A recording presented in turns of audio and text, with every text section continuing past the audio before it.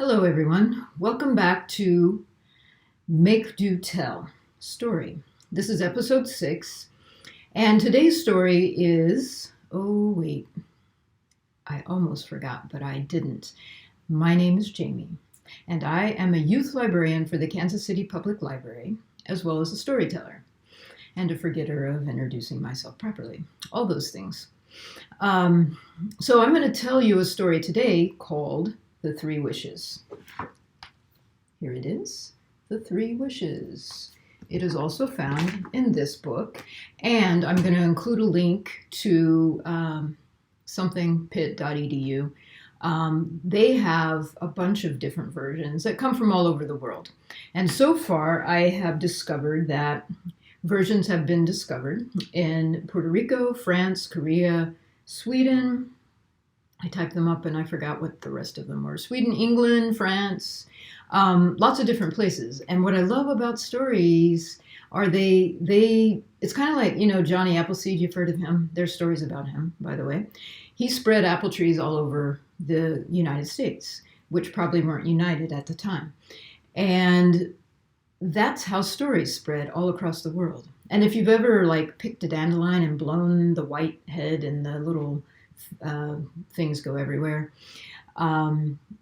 that's how stories spread too.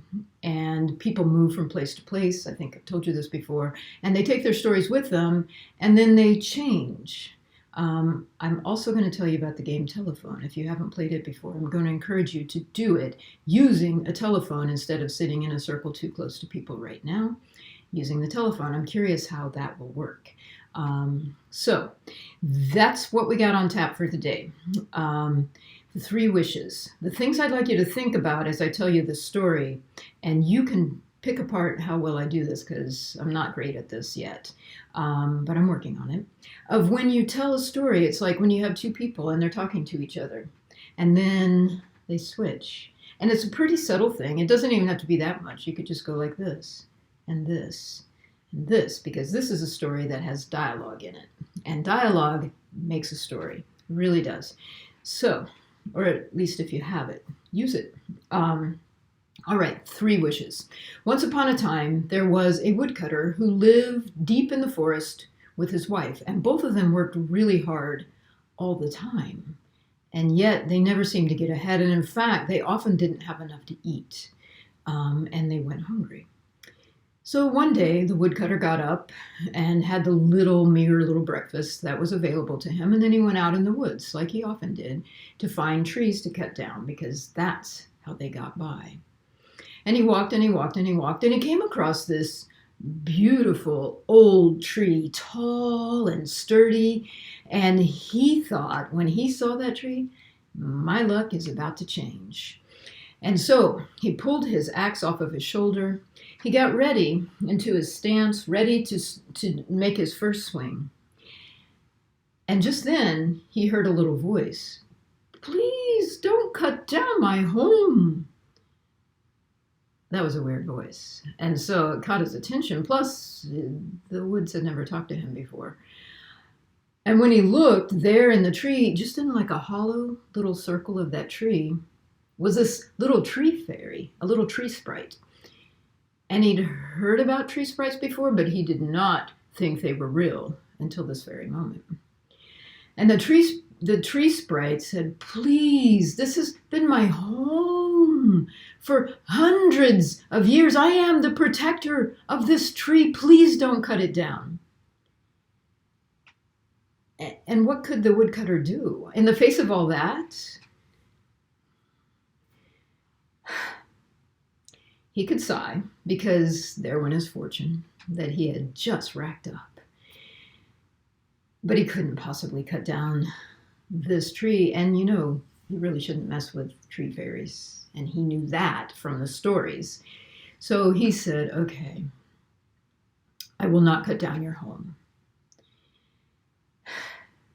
And he got ready, put the axe back on his shoulder, and got ready to take off. But the tree fairy was not done with him yet. Sir, for your kindness, I am offering you 3 wishes. 3 wishes, anything that you can imagine will come true for you, you and your wife." Use them wisely. Well, when you have 3 wishes, I don't know about you, but I'm not sure I'd go hunting for another tree to knock down. I mean, a tree fairy gave you 3 wishes. So our woodcutter was no less wise than we would be. He turned and he headed back home. And he was so excited to tell his wife about their change in fortune, much more of a change than would have come from cutting down that tree. And his wife was a practical woman, and she looked at him and said, "Honey, you are home early today. And seriously, you're going to tell me you're back because you have 3 wishes? 3 wishes that a tree fairy gave to you because you didn't cut down their tree?" And the wife sighed, because she'd been working hard all day. She had the place really cleaned up. She had their garden in order, had weeded it very well. And she was just getting ready to put their supper on. Potatoes. Again. That's all they had. And here comes her husband, saying he has 3 wishes. "Well," she said, "since you are about to change our fortune, why don't you just sit here in front of the fire and rest your feet a moment while I finish up dinner?" Potatoes. Again. And the woodcutter knew that she was not happy with him. He's pretty observant like that.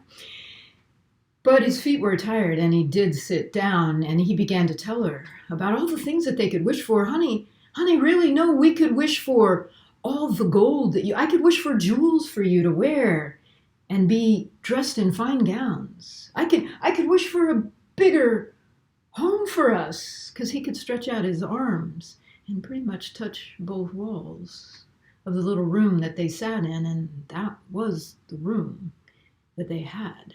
He said, I could be a rich man who had other people tending to his accounts. We could live in a palace if we wanted to, and I could be king and you could be queen,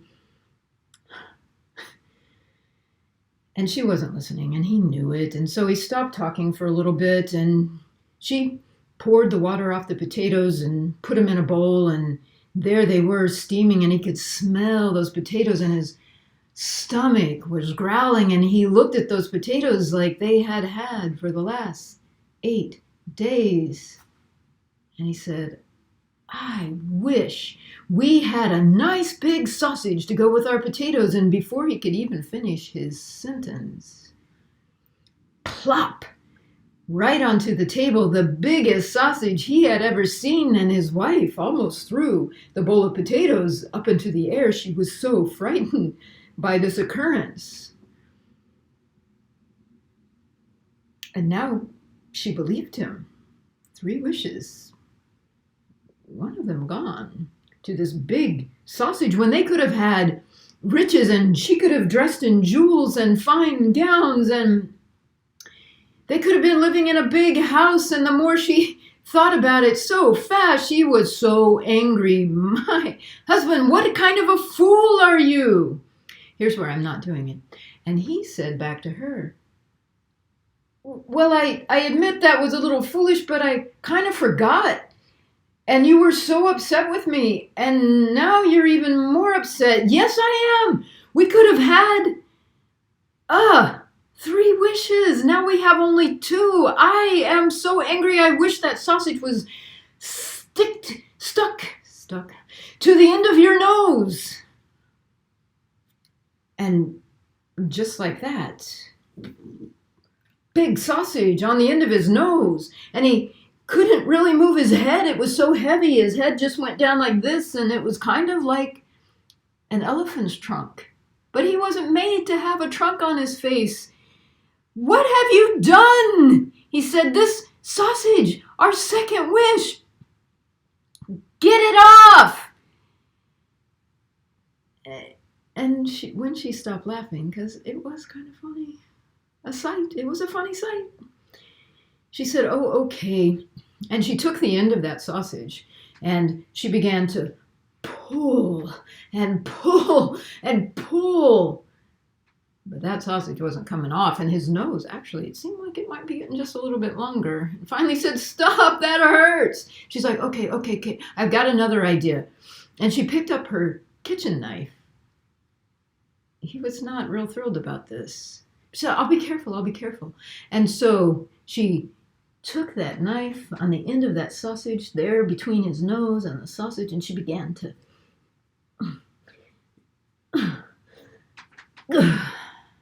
It didn't do any good. She's like, okay, one more thing, I got it. And she went over and she grabbed his axe, which was sitting in the thing. She's like, here, help me lift this sausage up. And they laid it back on the table. She did most of the work because he was complaining about how much it hurt his nose. She said, okay, now just close your eyes. And she took that axe and she swung it back. And he closed his eyes. Trust me, he closed his eyes. And she swung, chop! Only nothing happened. I mean, that was one tough sausage. It didn't even put a dent in the sausage in the way, and it didn't put a dent in his nose because she was good at this. She had done it before herself. He was not the only woodcutter in the family when need be. It didn't even put a dent in the table. That was one strong attachment. Finally, now they're both mad. We could have had,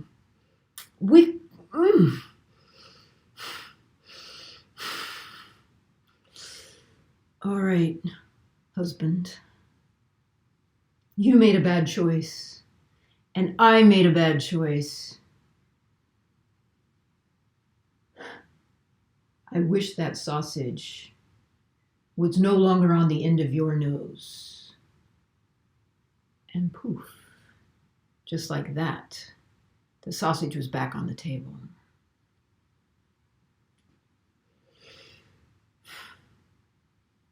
And the two of them sat down, and they remembered that it had been a long time since they'd had anything but potatoes. And they both picked up their forks and knives. They cut off a big slice of that sausage, and they enjoyed their supper. And they had enough sausage to last them all week long. And that is the story of the three wishes. That is one of the stories of the three wishes. As you will find if you go to that website, I'm going to paste in below here, so that you can look at, there's about 5 or 6 or 7 versions, and sometimes it's not a woodcutter, sometimes it's a weaver. I don't like that one very much because they are not very kind about the woman and about women in general, and how you should never let women make decisions. And that's why stories change, because people are like, not telling it that way. So just know that. Here's my activity for you for the week. Play the telephone game. Find a sentence that's kind of fun to tell and maybe a little bit long. And I don't care how you punctuate it, but put a period at the end in your voice. And then normally what you would do is you sit around in a circle, maybe like a Girl Scout camp or Boy Scout camp or, in your schoolroom. Can't do that right now. And you would whisper into the first person's ear, whatever your sentence is. And then they would turn around and they would tell it to the next person in line. Whisper. And every time I've ever played this, somebody's like, what? You can't tell them. You already told them. They have to tell what they think they heard to the next person. And it goes all the way around the circle until it comes back to you. And it's really good to write it down so that you don't forget and get confused. And then the last person tells you your sentence. And it is never the sentence that you started with. Never. I'm curious how it will play out on the phone. So if you know 10 people that you can call them and tell them what you're doing, and tell them I don't know. Yeah, everyone needs to know because it has to end up coming back around to you. So work it out so that your 10 people or your 6 people or your 5 or your 4, you probably need I think you need at least 6 if you can get it. Or maybe you have some people in your house and you tell them, just work it out. People you can talk to and work it out.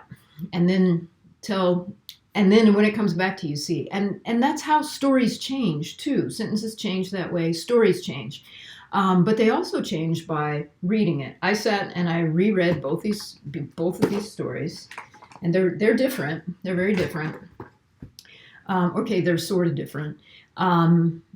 And I do this even with the same story. I might read it and read it and read it and read it, and that's good. Remember to read out loud when you're reading a story, when you're learning it. Think about the images as you're going. How does the story unfold? Scene 1, scene 2, scene 3. And then put the book down and tell it. And tell it until you get stuck or until you get to the end. If you get stuck, maybe make up a little bit to get you to that next scene. Okay, just remember your scenes. If you get stuck. If you really get stuck, pick the book back up, find your space where you got stuck, and read some more. Put the book back down. Tell yourself all the way through. Now, here's a trick. I'm terrible at this. So what I do to tell myself a story, it's really hard to do.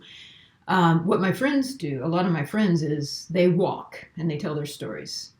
Well, I get distracted. So what I do is I draw, and especially in the winter, I draw a nice hot bath and I sit in the bathtub until I tell myself the story. And the colder the water gets, the more incentive I have to actually get through the story. And that works for me. Figure out something that works for you. Where was I? Okay. Telephone story, read out loud, put it down, tell it as far as you can tell it, get someone to listen to you. If you want, allow them to tell you nice things that they like about the story. Nothing that you need to change. That's your decision, and it doesn't help. And sometimes it makes you really mad and you won't do it even if it was a good idea. But good things can help you understand what they like. You can also watch them as you tell. And watch their face light up or where they laugh and know that you're doing something really good there. Keep that. If they are looking at you like, I don't get what you just did, then think about that and think about how you want them to think about it and what you might change. All right, that's it for today. Come back again next week for a new story and hopefully a new activity. If not, I'll just tell you to do the same thing over because repetition is the motherhood of learning. Yeah. So anyways, have a good week. Remember, Samantha tomorrow will be working on comics where you can take this story if you want and think about drawing it. And Kaisha on Thursday will be doing hers. Her gig, which is STEAM activities, arts, math, science, fun stuff that you can do with stuff around your home. And let's see, where are we? We're at the 19th of May. And in the 1st of June, you can sign up for summer reading. And that's where you get prizes for doing reading, and you get a book and all kinds of things. And we'll tell you more about that later because you still have a week or so before that happens. But cool stuff. All right, that's it. Have a good week. I'm having trouble saying goodbye. That's it. Bye. Oh, shoot.